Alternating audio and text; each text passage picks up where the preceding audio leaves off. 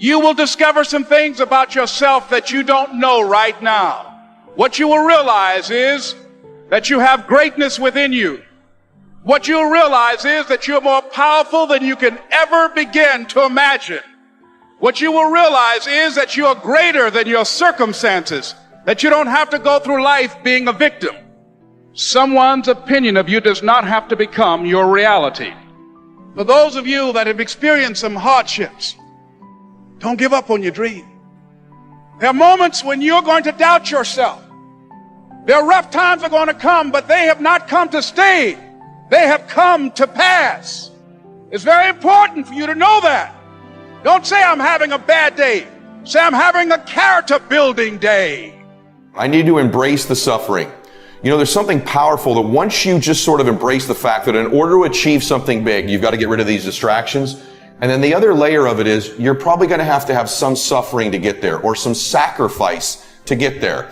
And so once you've embraced and decided that this suffering, this sacrifice you're making is an indicator of progress. It's an indicator of obsession. Suffering and sacrifice and hard work is an indication of progress towards our dreams. The price you will pay, the suffering you will go through to make your dream come true is incredibly small, infinitely smaller than the price you will pay if you never do. You'll pay that one the rest of your life. And so ask yourself what you're willing to risk. What's the price you're willing to pay? Because what most people do when they're trying to chase their dream or their big outcome, the whole time they're negotiating the price in their head. And what happens is, if you don't negotiate that price in advance, it's going to steal your focus and energy and become another distraction. One of the great distractions of chasing our dreams is this thing that goes off in our head as we're negotiating the price.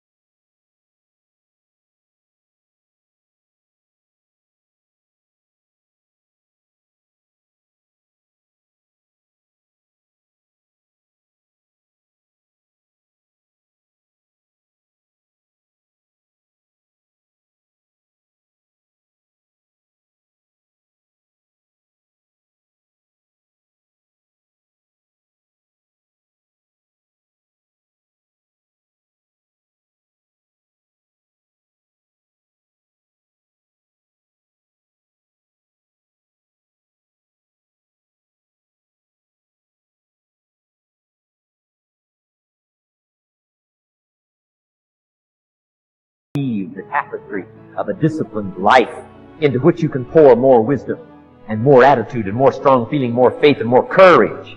Now you've got something, a vessel in which to put it, and now the equities start to flow. And the early return, I'm telling you, if you'll start this process, the early return will have you so excited you'll commit yourself to this strategy for the rest of your life. Why do that much? Why go that far? Why share that much? Why give that much away? Why try to see everything? Why try to do everything? Why try to become everything? That's a good question, why? And you're the only one personally that can answer that question for yourself. You've got to have your own list of whys. Work on your list of whys. One of the big thrusts for success is to come up with a strong enough why. If the why is powerful, the how is easy. But if the why isn't strong, if your goals aren't powerful, if the vision isn't clear, without a vision we die, without a vision we perish, without a dream we're nothing. God knows what's in your future. He knows what it's going to take to keep you there. You may not understand why it's taken so long, why it hasn't turned out the way you thought, why you're in a lonely season, a discouraged season, a stagnant season. But everything you've been through was to strengthen you, to develop you, to prepare you. God wouldn't have allowed it if it wasn't part of the process. Without it, you couldn't give birth to what's in you.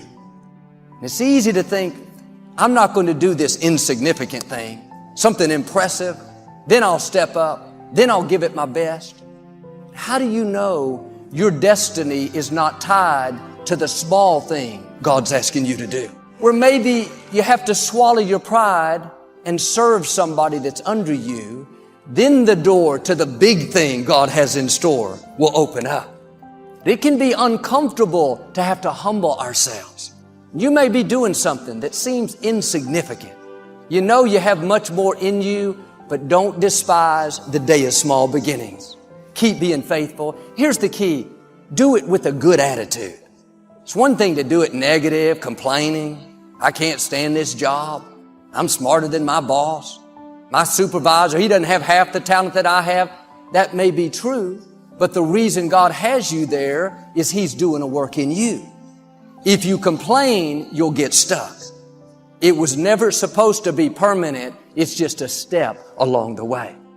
We joined because we believed. We stayed because we were committed. We left because we were disillusioned. But we came back because we were lost. Without a dream, we are nothing. I'm asking you to make a list of what you want. What kind of health do you want? What kind of skills do you want? Herbalife has got the ability to make it all come true, but you've got to decide, what do you want? What kind of income do you want? What kind of gifts do you wish to be? They don't have the challenges you do. God's purpose for your life is not the same as theirs.